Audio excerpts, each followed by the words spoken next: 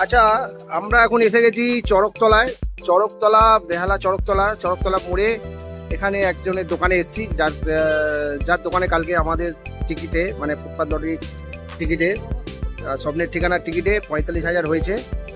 আমি যার দোকানে হয়েছে সে হচ্ছে সুন্দর মণ্ডল। এখানে সবাই শীতল বলে জানে। আমি তার সাথে একবার আলাপ করে নিচ্ছি। আমরা ফুটপাথ লটারি আর স্বপ্নের ঠিকানার পক্ষ থেকে আমাদের দোকান থেকে যেসব সেলাররা মাল নেয়, মাল নিয়ে নিজেরা টেবিলে বিক্রি করে, আমি তাদের মানে হয়ে অ্যাড করছি সোশ্যাল মিডিয়াতে। তো আমি চাইবো তোমার দোকানে আজকে মানে গতকালকে 45,000 হয়েছে এবং আগামী দিনে হয়তো গত দিনে আরও অনেক প্রাইস হয়েছে আমাদের এই মানে ফুটপাথ লটারি আর স্বপ্নের ঠিকানার টিকিট থেকে বিক্রি করে।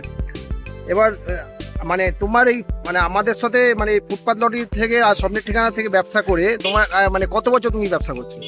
আমি প্রায় 5 বছর ব্যবসা করছি। আচ্ছা, 5 বছর ব্যবসা করছো।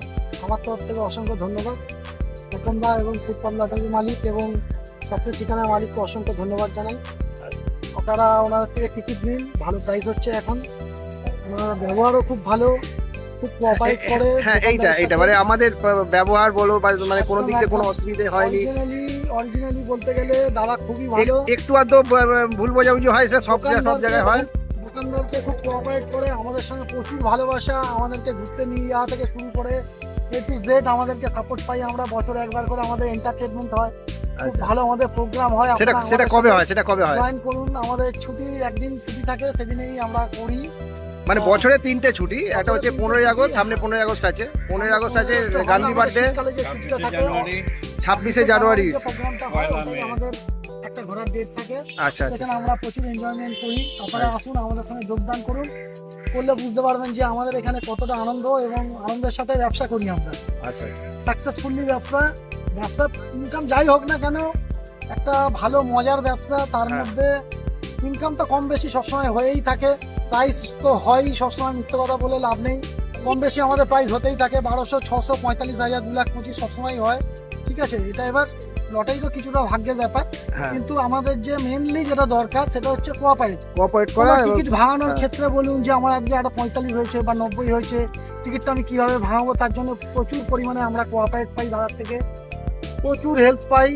কোনো রকম অসুবিধা আমাদের নেই। আচ্ছা, তুমি তোমার সেলারদের জন্য কি কিছু বলবে? তুমি যে চড়কতলায় তোমার দোকান, বেহালা চড়কতলায় দোকান, অটো স্ট্যান্ডে একদম, তোমার সেলারদের জন্য কি বলবে? মন্দিরের সামনে আমি বসি, মানে তোমার চড়কতলা শীতলা মন্দিরের সামনে আমি বসি।